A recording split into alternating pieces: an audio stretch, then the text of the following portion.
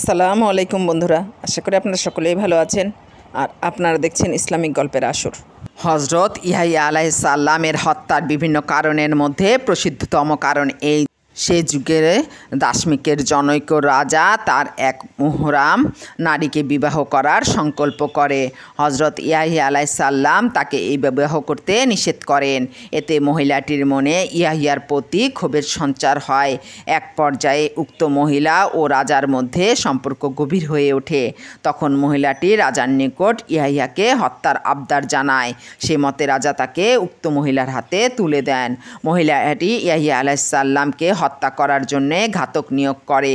ওই ঘাতক নির্দেশ মতো তাকে হত্যা করে এবং কর্তৃক মস্তক এবং তার রক্ত একটি পাত্রে রেখে মহিলার সামনে হাজির করে। কথিত আছে মহিলাটি তৎক্ষণাৎ মারা যায়।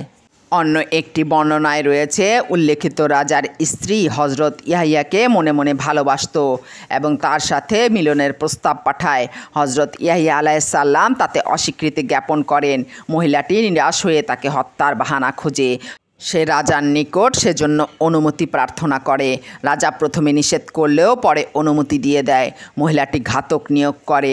সে ইয়াহিয়ার রক্তমাখা ছিন্ন মস্তক একটি পাত্রে করে মহিলার সামনে হাজির করে।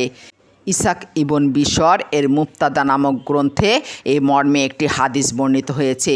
তিনি ইবন আব্বাস রাদিয়াল্লাহু আনহু থেকে বর্ণনা করেন, মিরাজের রাত্রে রাসূলুল্লাহ সাল্লাল্লাহু আলাইহি ওয়াসাল্লাম হজরত জাকারিয়া আলাইহি ওয়াসাল্লামকে আসমানে দেখতে পান।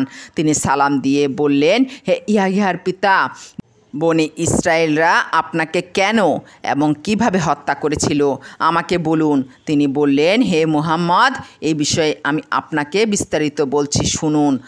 আমার পুত্র ইয়াহিয়া ছিল তার যুগের অনন্য গুণের অধিকারী, শ্রেষ্ঠ যুবক, সুদর্শন ও মর্যাদার আসনে অধিষ্ঠিত, যার সম্পর্কে আল্লাহ নিজেই বলেছেন সে হবে নেতা ও স্ত্রী বিরাগী। নারীদের প্রতি তার কোনো মোহ ছিল না। বনি ইসরায়েলের রাজার স্ত্রী ইয়াহিয়ার প্রতি আসক্ত হয়। সে ছিল ব্যভিচারিণী। সে ইয়াহিয়ার নিকট কুপ্রস্তাব পাঠায়। আল্লাহ তাকে হেফাজত করেন। সে মহিলার প্রস্তাব ঘৃণাভরে প্রত্যাখ্যান করে। এতে মহিলাটি ক্রুদ্ধ হয়ে তাকে হত্যার ষড়যন্ত্র করে। বনি ইসরায়েল সমাজে একটি বার্ষিক উৎসবের প্রচলন, যেদিন সবাই নির্দিষ্ট স্থানে একত্রিত হয়। উক্ত রাজার নীতি ছিল কাউকে প্রতিশ্রুতি দিলে ভঙ্গ করত না এবং মিথ্যা কথা বলতো না। রাজা উক্ত উৎসবের নির্দিষ্ট দিনে অনুষ্ঠানে উপস্থিত হয়। তার স্ত্রী তাকে বিদায় অভিনন্দন জানায়। রাজা তাকে খুব ভালোবাসত। অতীতে কিন্তু রাজা কখনো এরূপ করেনি। অভিনন্দন পেয়ে খুশি হয়ে রাজা বলল, তুমি আমার নিকট যে আবদার করবে আমি তাই পূরণ করব। স্ত্রী বলল, আমি জাকারিয়ার পুত্র ইয়াহিয়ার রক্ত চাই। রাজা বলল, এটা নয়, অন্য কিছু চাও। স্ত্রী বলল, ওটাই আমি চাই। রাজা বলল, ঠিক আছে, তাই হবে। অতঃপর রাজার স্ত্রী ইয়াহিয়ার হত্যার জন্যে জল্লাদ পাঠিয়ে দেয়। তখন তিনি মিহরাবের মধ্যে সালাত আদায়রত ছিলেন। জাকারিয়া আলাইহিস সালাম বলেন, আমি পুত্রের পাশেই সালাতরত ছিলাম। এই অবস্থায় জল্লাদ ইয়াহিয়াকে হত্যা করে এবং তার রক্ত ও ছিন্ন মস্তক একটি পাত্রে করে উক্ত মহিলার নিকট নিয়ে যায়। রাসূলুল্লাহ সাল্লাল্লাহু আলাইহি ওয়াসাল্লাম বললেন, আপনার ধৈর্য তো প্রশংসাযোগ্য। জাকারিয়া আলাইহিস সালাম বললেন, এই ঘটনার সময় আমি সালাত থেকে কোনরূপ অন্যমনস্ক হইনি। জাকারিয়া আলাইহিস সালাম আরও বলেন, জল্লাদ ইয়াহিয়ার কর্তৃক মস্তক মহিলার সম্মুখে রেখে দেয়। দিন শেষে যখন সন্ধ্যা ঘনিয়ে আসে তখন আল্লাহ ওই রাজা, তার পরিবারবর্গ ও লোক লস্করকে মাটির নিচে ধ্বংসিয়ে দেন।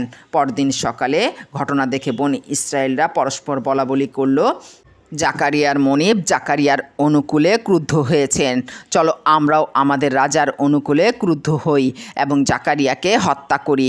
তখন আমাকে হত্যার উদ্দেশ্যে তারা সম্মিলিতভাবে আমার সন্ধানে বের হয়। ইতিমধ্যে এক ব্যক্তি বনি ইসরায়েলের এ ষড়যন্ত্র সম্পর্কে আমাকে সাবধান করে দেয়। আমি তাদের হাত থেকে বাঁচার জন্যে সে স্থান থেকে পলায়ন করি, কিন্তু ইবলিস তাদের সম্মুখে থেকে আমার গমন পথ দেখিয়ে দেয়। যখন দেখলাম তাদের হাত থেকে বাঁচার কোনো উপায় নেই, তখন সম্মুখে একটি গাছ দেখতে পাই। তার নিকট যাওয়ার জন্যে গাছটি তখন আমাকে আহ্বান করছিল এবং দুভাগে বিভক্ত হয়ে গিয়েছিল। আমি তখন তাতে ঢুকে পড়ি, কিন্তু ইবলিস তখন আমার চাদরের আঁচল টেনে ধরে। বৃক্ষের ফাটল মুদে যায়। কিন্তু আমার চাদরের আঁচলটি বাইরে থেকে যায়।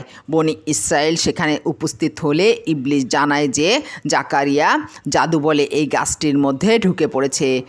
তখন বনি ইসরায়েলরা বলল, তাহলে গাছটিকে আমরা পুড়িয়ে ফেলি। ইবলিস বলল, না, বরং গাছটিকে করাত দিয়ে চিড়ে ফেলো। জাকারিয়া বলেন, ফলে বৃক্ষের সাথে আমিও দ্বিখণ্ডিত হয়ে যাই। রাসূলুল্লাহ সাল্লাল্লাহু আলাইহি ওয়াসাল্লাম জিজ্ঞেস করলেন, আপনি কি করাতের স্পর্শ বুঝতে পেরেছিলেন কিংবা ব্যথা অনুভব করেছিলেন? জাকারিয়া বললেন, না, বরং ওই গাছটি তা অনুভব করেছে, যার মধ্যে আল্লাহ আমার রূহ রেখে দিয়েছিলেন।